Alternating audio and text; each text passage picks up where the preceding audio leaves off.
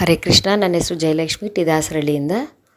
ಒಮ್ಮೆ ಗರುಡನು ಹಾರ್ಕೊಂಡು ಬರ್ತಾ ಇರ್ತಾನೆ ಕೈಲಾಸದ ಕಡೆಗೆ. ಆಗ ಅಲ್ಲಿ ನಿಂತ್ಕೊತಾನೆ, ಇನ್ನೇನು ಒಳಗಡೆ ಪ್ರವೇಶ ಮಾಡಬೇಕು ಅಂಥೇಳಿ. ಆ ಸಮಯಕ್ಕೆ ಸರಿಯಾಗಿ ಯಮರಾಜ ತನ್ನ ವಾಹನದ ಮೇಲೆ ಬರ್ತಾನೆ. ಬಂದು ಆ ಮೇಲಿರುವಂತಹ ಒಂದು ಮರದ ಮೇಲೆ ಒಂದು ಪಕ್ಷಿಯ ಕಡೆ ಅವನ ನೋಟ ಹೋಗುತ್ತೆ. ಗರುಡ ನೋಡ್ತಾನೆ, ಏನು ನೋಡ್ತಾ ಇರ್ಬೋದು ಅಂತ ಹೇಳಿ ನೋಡ್ತಾನೆ. ಮೇಲಕ್ಕೆ ಅಲ್ಲೊಂದು ಸಣ್ಣದೊಂದು ಪಕ್ಷಿ ಇರುತ್ತೆ. ತುಂಬ ವಿಚಿತ್ರವಾಗಿ ಯಮರಾಜ ಅದನ್ನು ನೋಡ್ತಾನೆ.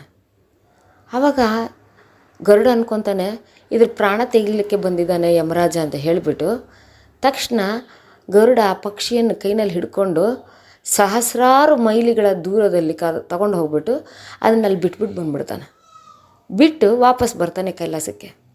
ಬಂದ್ಬಿಟ್ಟು ಯಮನನ್ನು ಕೇಳ್ತಾನೆ, ಯಮರಾಜ ನೀನು ಯಾಕೆ ವಿಚಿತ್ರವಾಗಿ ನೋಡಿದೆ ಆ ಪಕ್ಷಿನ ಅಂತ ಕೇಳ್ತಾನೆ. ಅವಾಗ ಯಮ ಹೇಳ್ತಾನೆ, ಏನಿಲ್ಲ, ನನಗೆ ಆಶ್ಚರ್ಯ ಆಯಿತು.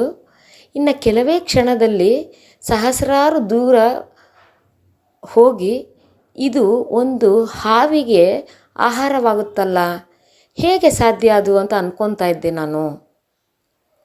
ಆದರೆ ನೀನು ತಗೊಂಡು ಹೋಗ್ತೀಯ ಅಂತ ನನಗೆ ಗೊತ್ತಿರಲಿಲ್ಲ ಅಂತ ಹೇಳ್ತಾನೆ. ಆವಾಗ ಗರುಡನಿಗೆ ಅರಿವಾಗುತ್ತೆ, ಮೃತ್ಯುವಿನಿಂದ ಯಾರೂ ತಪ್ಪಿಸ್ಕೊಳ್ಳೋಕ್ಕಾಗೋದಿಲ್ಲ. ಅವರ ಹಣೆ ಬರದಲ್ಲಿ ಏನಿದೆಯೋ ಅದು ಸಾಗೇ ಸಾಗುತ್ತೆ. ಹರೇ ಕೃಷ್ಣ.